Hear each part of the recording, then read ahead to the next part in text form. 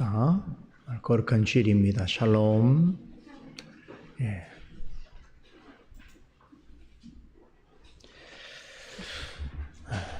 잠언 말씀 함께 보겠습니다. 오늘 잠언 말씀은 잠언 24장 1절로 4절까지 한 목소리 읽겠습니다. 잠언 24장 1절에서 4절까지입니다. 너는 악인의 형통을 부러워하지 말며 그와 함께 있기도 원하지 말지어다. 그들의 마음은 강포를 품고 그 입술은 잔해를 말함이니라. 집은 지혜로 말미암아 건축되고 명철로 말미암아 견고히 되며 또 방들은 지식으로 말미암아 각종 귀하고 아름다운 보배로 채우게 되느니라. 이번 주부터 잠언 24장을 살펴보게 되는데 24장의 교훈도 우리가 앞서 살펴봤던 22장과 23장의 교훈과 전체적으로 같은 기조와 맥락을 유지하고 있습니다. 즉 이 땅에서 하나님의 자녀로 살아갈 때에 지혜로운 자의 삶은 어떠해야 하는가에 대해서 초점 맞추고 있습니다. 지혜로운 자로 살기 위해서는 하나님의 지혜를 알아야 합니다. 지난번 여름 수련회 때 살펴봤던 야고보서 말씀에 보면 세상에는 두 종류의 지혜가 있다고 했지요. 땅에서 오는 지혜와 하늘로부터 오는 지혜입니다. 땅에서부터 오는 지혜는 타락한 이 세상에 속한 지혜로 세상을 살아가는 데 다소 유익함을 줄 수 있으나 근본적으로는 하나님을 거역하고 진리를 속인다는 점에 있어서 야고보 장로는 땅에 있는 지혜는 마귀적이요 정욕적이요 세상적이라고 규정했습니다. 이렇게 말한 이유는 세상의 지혜는 사람의 마음속에 시기와 다툼을 일으키고 또 사람들로 하여금 자신을 자랑하게 하고 거짓말하게 하기 때문입니다. 이렇게 시기와 다툼과 자랑과 거짓말은 하나님의 속성과 반대되는 것이지요. 하나님의 자녀로서의 성품과도 전혀 어울리지 않습니다. 그렇다면 하늘로부터 오는 지혜란 무엇인가? 야고보서 3장 13절 또 17절 18절 말씀에서 전했는데 하나님의 지혜는 단지 입으로만 지식을 말하는 것이 아니라 지혜의 온유함으로 행해야 된다라고 했지요. 야고보 장로는 참된 믿음은 바른 행함으로 증명되어야 할 것을 강조했습니다. 그렇듯이 하나님으로부터 오는 지혜 역시 반드시 지혜로운 행위로 드러나야 한다고 강조합니다. 흥미로운 점은 야고보 장로는 하늘로부터 오는 지혜를 성품과 관련해서 설명합니다. 기억이 나시는지 모르겠는데 야고보서 3장 17절 18절에 이렇게 말씀하지요. 오직 위로부터 난 지혜는 첫째 성결하고 다음은 화평하고 관용하고 양순하며 긍휼과 선한 열매가 가득하고 편벽과 거짓이 없으며 화평케 하는 자들은 화평으로 심어 의의 열매를 거두느니라 라고 했습니다.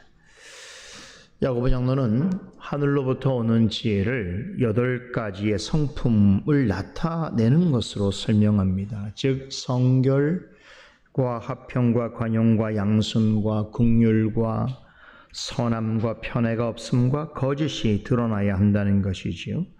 그러니까 우리가 하나님의 지혜를 가진다는 것은 다른 말로는 우리의 삶과 신앙을 통해서 하나님의 성품을 드러내는 것입니다.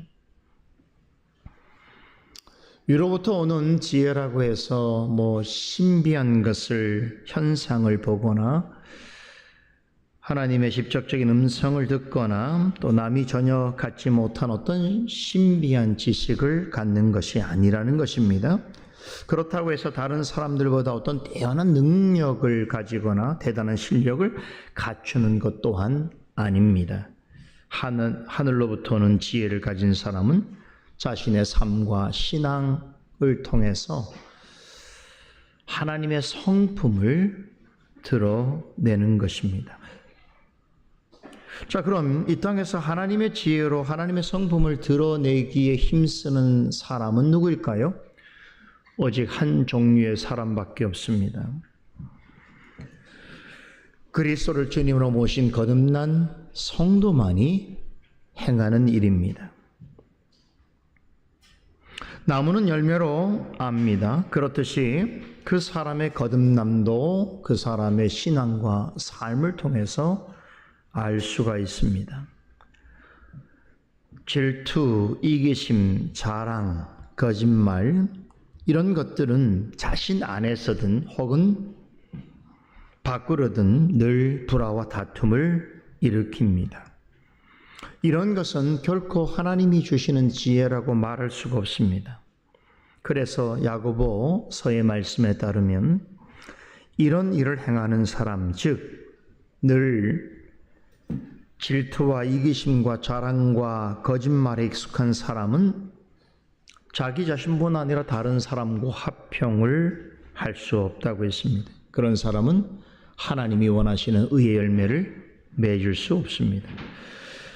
제가 오늘 잠언 24장을 설명드리면서 왜 다시 한번 야고보서 교훈을 언급하는가 하면 바로 24장 전체 내용이 야고보서에서 강조하고 있는 위로부터 오는 지혜에 관하여서 이 지혜를 구하며 살아가는 성도의 삶에 관해서 설명하고 있기 때문입니다.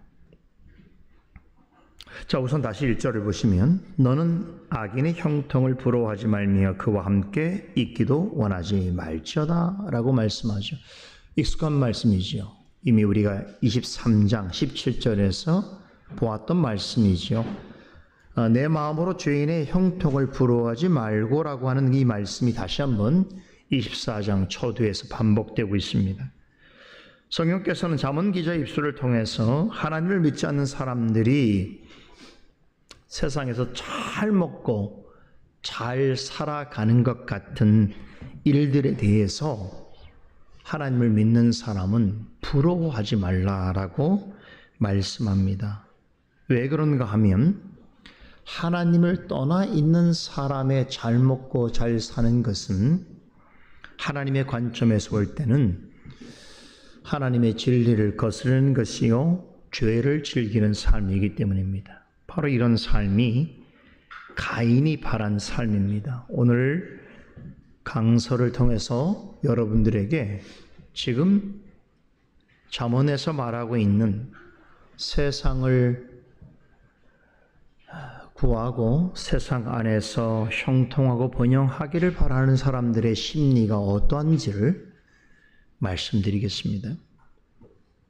자, 그런데도 예나 지금이나 하나님을 믿노라 하면서도 하나님을 떠나서 형통하고 번영하는 사람들을 부러워하는 이들이 부지기수이죠.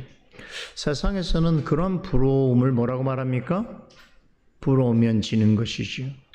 그런 부러움을 당연하다고 생각합니다.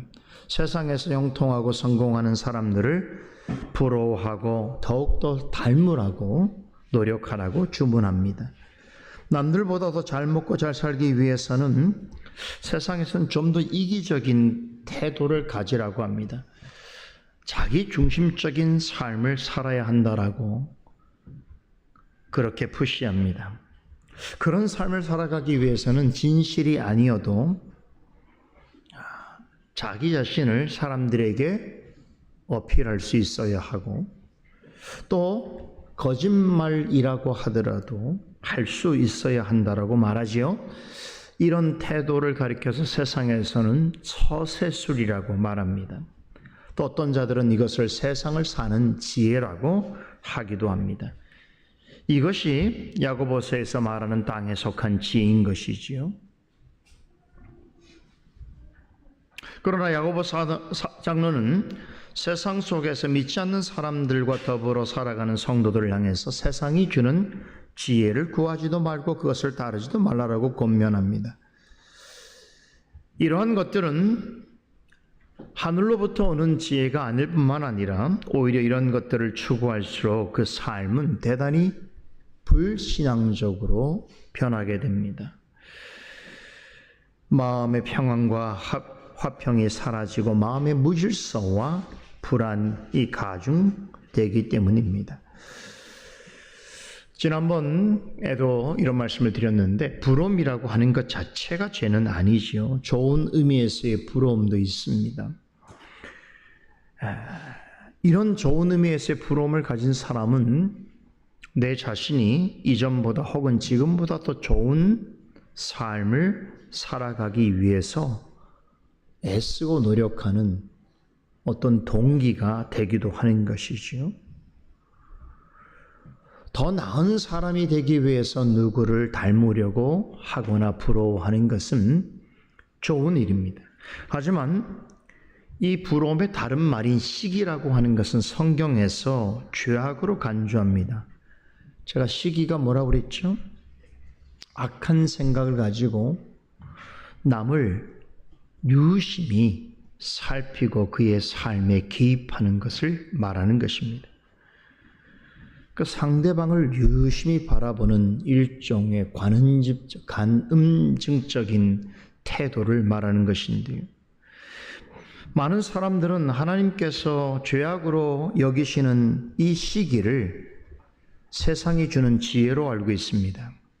어떤 일을 하였든 간에 사람들이 부러워하는 것을 소유하였거나 세상에서 말하는 성공을 거머쥐었다라고 하면 이유를 불문하고 부러워합니다. 이런 것들이 교회 안에도 영향을 끼쳐서 교회에서도 어떤 교회에서는 하나님의 말씀을 전하고 듣는 것보다 교회를 다니는 사람들이 경험하는 성공 스토리를 전하고 듣는 것을 더 좋아합니다. 일종의 간증이라는 이름으로 내가 이런 신앙을 가졌더니 이런 믿음을 가졌더니 세상의 사람들보다 더 출세하고 성공할 수 있었다 라고 하는 유의 이야기를 사람들은 말씀보다 더 좋아합니다. 저희 동네 큰 교회에도 이렇게 제가 오고 다니면서 그 벽면에 붙여진 그 광고판을 눈에 들어오니까 보게 되는데, 제가 볼 때는 철마다 걸어놔요, 새 것들을. 근데 그거 매번 보면 유명인들이 교회를 온다고 이렇게 광고를 해놓는데, 소위 말하는 세상에서 성공한 사람들이. 근데 그 동네는 참 소위 말하는 형편이 좋지 못한 분들이 사는 동네거든요. 아주 고약한 짓을 하고 있는 것이죠. 그런 형편에서 벗어나기 어려운 사람들에게 잘못된 환상을 심어주는 것이죠. 아주 교회가 해서는 안 되는 좋지 못한 일들을 하는 것이죠. 정 그럴 거면 매주마다 목사님을 걸어놓지요. 그렇죠? 네, 우리 교회 목사님 이런 오늘 말씀하는 말씀 본문이라도 걸으면 더 좋지 않겠어요? 그런 교회는 없습니다. 그래서 사람들이 교회에서 다른 사람의 성공 스토리를 전해 듣다 보면 어떤 마음을 가집니까? 나는 왜 저들만큼 성공하지 못하는가? 나도 하나님을 믿는데 왜 나는 형통한 삶을 살지 못하고 있는가? 왜 나의 삶은 믿지 않는 자들보다 번창하지 못하고 번성하지 못하는가라고 하는 의문을 갖게 되는 것이죠. 그러다 보면 결국 자기 자신의 삶을, 신앙을, 인격을 의심하고 원망하게 되는 것이죠. 그리고 나아가서는 하나님께 불평을 하는 자리까지 나아가게 됩니다. 믿음을 가진 사람이라면 악인의 형통과 번영을 아주 가까이 다가가서 유심하게 관찰하는 것은 좋지 않은 일입니다. 오히려 그 마음이 더 혼란스럽게 되고 상한 마음을 갖게 되는 것이죠. 그럼에도 지속적으로 믿지 않는 자들의 잘됨을 부러워하고 그들처럼 되지 못하는 자신의 삶을 환탄하고 괴로워한다면 그 마음이 어떻게 될까요? 본문 2절에서 말합니다. 그런 마음을 가리켜 강포라고 합니다.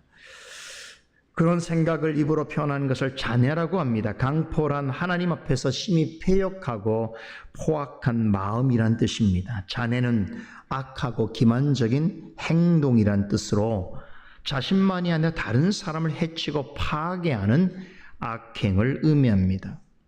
세상에서는 나보다 잘 사는 사람, 잘 되는 사람을 부러워하고 시기하는 것은 아무런 잘못이 아닙니다. 그런데 영적인 관점에서 보자면 하나님을 알지 못하는 자들의 형통과 본영을 시기하여 그들처럼 닮아가려고 하는 것은 결국 자기 자신뿐만 아니라 다른 사람까지도 파괴하고 멸망의 길로 이끄는 악한 일입니다. 여러분, 아브라함의 조카 아시죠? 롯이라고 하는 조카가 있었죠. 롯은 아브라함 때문에 많은 축복을 누렸습니다. 이 롯의 생애를 보면 누구 곁에 머무는가도 어쩌면 하나님의 축복을 받는 하나의 중요한 근거가 된다는 걸 볼 수 있어요. 아브라함이 하나님의 부르심을 받아서 갈대아 우르를 떠날 때에 그도 함께 따라 나왔습니다. 아브라함과 함께 지내는 동안 그는 많은 재산을 모으게 되었습니다. 하지만 롯은 그것으로 만족하지 않았습니다. 더 많은 물질을 이루고 풍요로운 삶을 살기를 원했습니다. 그래서 자신의 목자들과 아브라함의 목자들이 물 부족 문제로 서로 다툼이 일어나게 되자 그 일을 핑계 삼아서 아브라함의 곁을 떠나 소돔과 고모라로 향하게 됩니다. 당시 소돔과 고모라는 세상적인 형통과 성공을 꿈꾸는 사람들에게는 드림랜드였어요. 기회의 땅이었습니다. 가장 발전된 문명을 지닌 세속 도시로 외형적으로 보자면 너무나 풍요롭고 화려했습니다. 물질과 쾌락을 최고의 가치로 생각하는 사람들에게 있어서 가장 선망의 도시였습니다. 롯은 자기 가족과 가축을 이끌고 더 큰 성공을 이루리라고 하는 부푼 꿈을 안고 소돔과 고모라 땅에 정착합니다. 그러나 그것은 내적으로는 극도로 타락한 것이었습니다. 롯의 가족은 이 타락한 도시 사람들과 어울려 지내면서 점차 그들의 생활에 동화되어져 갑니다. 그곳 사람들처럼 물질적인 풍요와 육체적인 쾌락을 쫓으며 살아갑니다. 그런데 그 결과는 참으로 끔찍했습니다.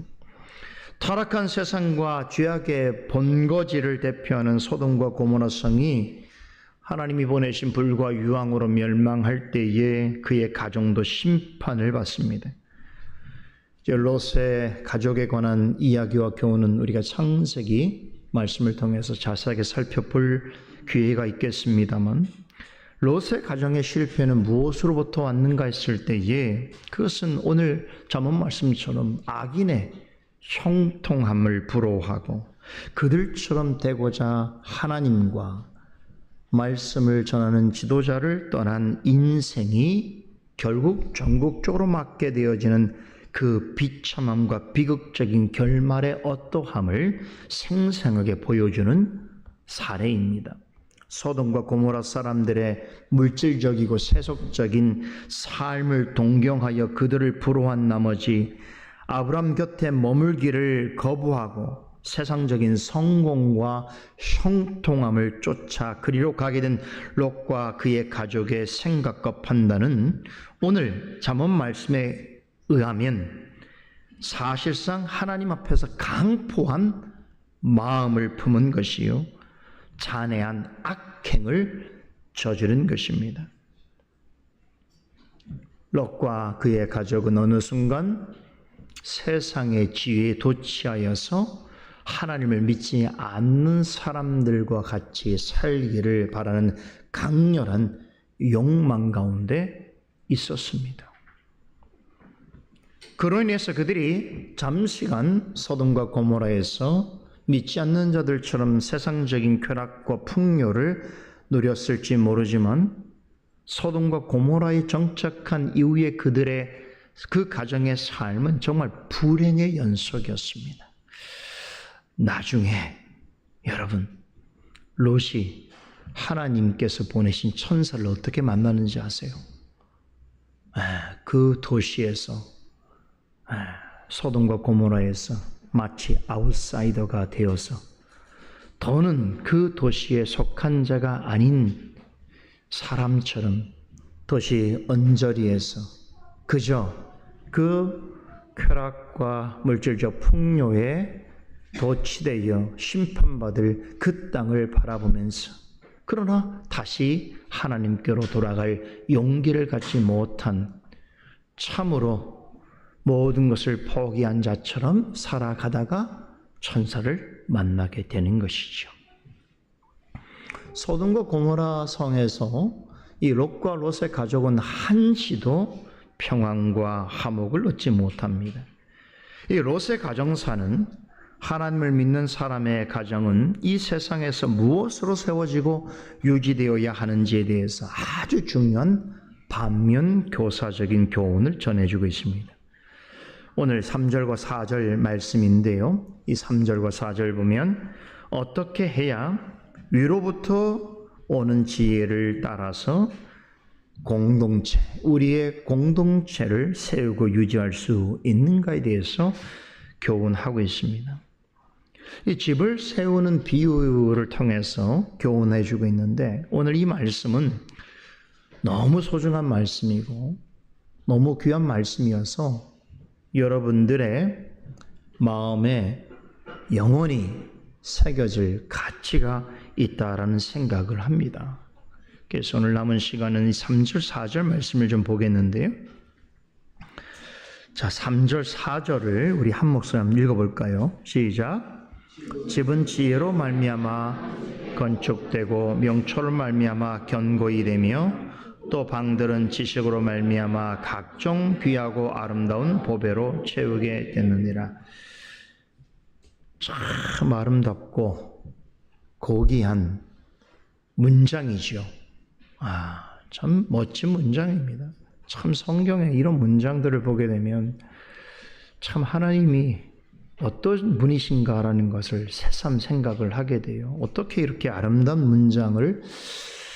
문장으로 우리가 살아가야 될 터전과 공동체를 표현할 수 있을까 생각이 들죠. 여기 보니까 집은 지혜로 세워지고 명철로 튼튼해지며 그 방들은 지식으로 가장 귀하고 아름다운 보배로 채워진다라고 묘사하고 있습니다. 자, 여기서 말하고 있는 집은 뭘 가리키는 것일까요? 우리의 눈에 보이는 건물로서의 집을 말하는 것이 아니겠지요. 영어로 말하자면 하우스가 아닙니다. 여기서 말하고 있는 집은 홈 혹은 패밀리라고 말할 수 있습니다. 좀 더 자세히 말하자면 하늘로부터 오는 지혜로 세워져 가는 우리의 믿음의 공동체를 비유한 것입니다. 이 세상에서 하늘로부터 나리는 지혜로 세워질 믿음의 공동체가 무엇이겠습니까? 바로 우리의 가정과 교회입니다. 눈에 보이는 집을 짓는 데는 여러 가지 재료들이 필요하지요. 벽돌, 목재, 석재, 콘크리트 이런 것들이 건축 재료로 필요합니다. 그렇듯이 하나님이 원하시는 가정과 교회를 세울 때도 재료가 필요합니다. 그게 뭐라고 하죠? 지혜와 명철과 지식입니다. 이게 하나님께서 주시는 위로부터 오는 지혜인 것이지요. 지혜와 명철과 지식은 잠언에서 처음부터 끝까지 지속적으로 강조하고 있는 가장 중요한 주제이기도 합니다. 자, 이런 면에서 우리가 살펴보고 있는 잠언을 통해서 우리에게 전해주시는 모든 교훈과 비유는 하나님께서 바라시는 하나님의 지혜로 세워지는 가정과 교회를 위하여 우리에게 주시는 가장 필요하고 적절한 영적인 재료들이다. 이렇게 보아도 무방합니다. 세상에 존재하는 모든 집과 건물은 땅에 속한 지식과 경험으로 짓습니다. 그렇지요? 하지만 하나님의 지혜로 살아가야 하는 사람들의 믿음의 공동체는, 즉 가정과 교회는 위로부터 오는 지혜로 건축되어야 합니다. 성경을 보게 되면 하나님을 종종 지혜로운 건축자로 묘사하지요. 창조주 하나님께서 세상을 지으신 것을 시편 기자가 말할 때에 하나님을 건축자에 비유합니다. 얼마나 아름답습니까? 여러분, 하나님은 가장 위대하시고 완전하신 건축자이십니다. 그렇죠. 모든 세계를 하나님은 완전한 지식과 지혜로 명철로 만드셨죠. 존재하는 모든 것에 하나님께서 직접 만드신 것에는 정말 신묘막측한 하나님의 지혜가 담겨져 있습니다. 사람만 그렇지 않아요. 풀잎 하나를 보더라도, 그죠? 곤충 하나를 보더라도 하나님으로부터 지어진 것은 아주 놀라운 건축미가 있어요. 아름다움의 결정체들이 너무 놀랍습니다. 그러므로 오늘 이 비유도 너무나 적절한 비유예요. 하늘로부터 나리는 지혜로 말미암아 이 땅에 우리의 가정과 교회가 건축되어진다라고 하는 것은 아주 적절한 비유입니다.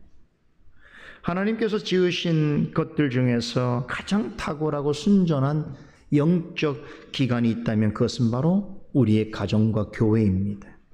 우리의 가정과 교회를 향한 하나님의 관심과 애정은 너무나 특별합니다. 우리의 가정과 교회는 세상에 존재하는 어떤 모임과도 다르기 때문에 세상에 있는 것으로, 다시 말해서 세상에 속한 지식과 지혜로는 세울 수가 없습니다. 오직 하늘로부터 오는 지혜로만이 세울 수 있습니다. 건축에는 여러 요소와 과정이 있습니다. 그 중에서도 가장 중요한 부분은 토대를 잘 놓는 것입니다. 아무리 좋은 재료를 준비해 놓는다 하더라도 그 집을 모래 위에 짓거나 무너질 것 같은 기반이 약한 곳에 짓는다면 대단히 어리석은 일이 될 것입니다. 우리의 가정과 교회도 마찬가지입니다. 우리의 가정과 교회의 토대는 오직 하나님의 지혜가 되어야 합니다. 하나님의 말씀을 따라서 지혜의 가르침과 교훈 위에 가정과 교회를 세우는 것은 반석 위에 집을 짓는 것과 같습니다. 토대를 다졌다면 그 위에다가는 건물을 세워야 합니다. 그렇듯이 위로부터 오는 하나님의 지혜 위에 우리의 가정과 교회의 토대를 마련했다면 그 위에 집을 구성하는 부분들을 세워가야 하는데 그게 뭘로 해야 된다고요? 명철로 해야 된다는 거예요. 명철이란 하나님의 지혜의 다른 이름으로 말씀에 일치하는 영적인 안목과 통찰력과 분별력을 뜻합니다. 집의 토대를 마련하는 작업을 마쳤다면 그 위에 기둥과 벽과 지붕 등의 전체적인 뼈대를 구성하는 것들을 만들어야 하는 것이죠. 이때 우리가 고민해야 되죠. 어떤 재료를 사용해야 할지, 그 크기와 색감은 어떠해야 될지를 우리 미리 파악하고 준비합니다. 그런 것 같이 우리의 가정과 교회를 세우는 일에도 영적으로 바르게 분별하고 판단해야 될 내용들이 많습니다. 그런데 이 역시 세상의 지식과 경험에 의존하면 안 됩니다. 우리의 가정과 교회를 견고하게 세워가는 일도 위로부터 주시는 명철함으로 행해야 합니다. 우리의 가정과 교회를 하나님의 지혜로 세우고 명철로 견고하게 해나가면 그때 여러 개의 방들이 생겨나게 됩니다. 그렇죠? 집을 건축할 때에 토대를 만들고 그 위에 집을 구성하는 내용들을 세우게 되면 이제 마침내 집 안에 방들이 만들어지게 되는 것이죠. 그런데 거기에 오늘 이 비유의 말씀에는 지혜로 집을 세우고 명철로 견고하게 나갈 때에 거기에 생겨지는 방에는 뭘로 채워진다고 합니까? 하나님의 지식으로 얻은 각종 귀하고 아름다운 보배들로 채워져야 할 것이라고 말씀하십니다. 그렇다면 이 여기서 말하고 있는 이 방은 무엇을 비유하는 것인가? 우리의 믿음의 가정과 교회 안에 속해 있는 성도들의 각자의 삶과 신앙의 영역을 비유한 것이라고 생각할 수 있습니다. 우리는 각 가정과 교회 안에서 각자 맡은 일과 역할들이 있습니다. 하나님께서 교회에 우리를 부르실 때에 목적 없이 부르시지 아니하십니다. 반드시 하나님께서 부르시는 목적이 있는 것이죠.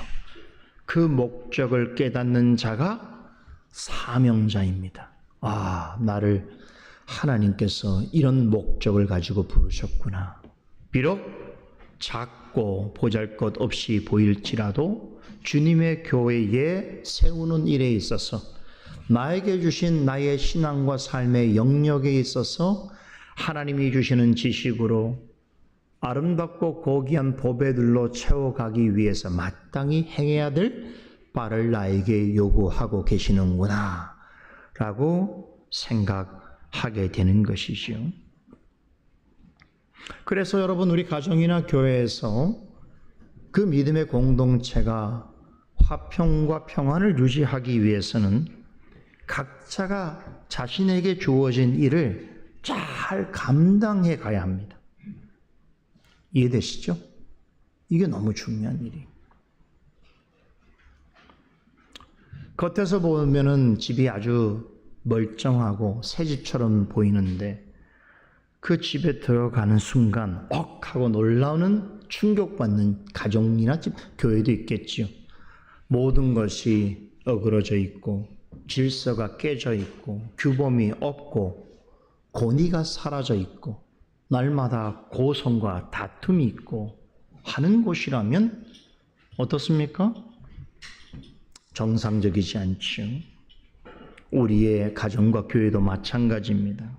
하나님이 원하시는 교회가 되기 위해서는 하나님의 지혜와 명철로 토대와 뼈대를 잘 만들어 가야 하는 동시에 교회에 속해 있는 성도 한 사람 한 사람이 제 역할을 잘 감당해야 되는 것입니다. 겉만 그럴싸하게 보이는 교회가 되어서는 안 되는 것입니다. 내부가 하나님의 지혜의 말씀을 듣고 순종하는 귀하고 아름다운 보배 같은 성도들과 자녀들로 가득 채워져야 하는 것이, 그것이 하나님의 지혜로 세워지는 교회인 것이, 우리는 그런 교회를 소망해야 되는 것입니다. 그래야 하나님의 지혜와 명철 위에 세워지고 견고해지는 믿음의 가정과 교회가 될 수 있습니다. 오늘 말씀의 은혜의 열매가 시간이 갈수록 솔리데오 글로리아 교회에 속해 있는 모든 성도의 가정과 우리 교회 가운데 역력한 열매로 풍성히 드러날 수 있기를 소망합니다. 기도하십시다. 거룩하신 하나님, 감사합니다. 오늘도 우리에게 귀담아 듣고 마음에 새기고 또 우리의 신앙의 표지로 삼을 만한 지혜의 교훈을 주시니 감사드리옵나이다. 오늘 우리가 함께하는 이 교회가 오늘 말씀을 통하여 증거하시는 그런 교회인 줄로 믿고 모든 성도들이 각자의 맡은 바 사명과 부르심을 따라 하나님 앞에 나아와 예배드리기를 원합니다. 이 거룩한 주일에 주님께서 함께 하시고 우리를 통하여 하나님께서 기뻐하시는 하늘의 지혜로 세워지는 가정과 교회를 일구어가는 기쁨과 소망이 넘치는 날이 되게 하여 주시옵소서. 살아계신 예수 그리스도 이름으로 기도드리옵나이다. 아멘.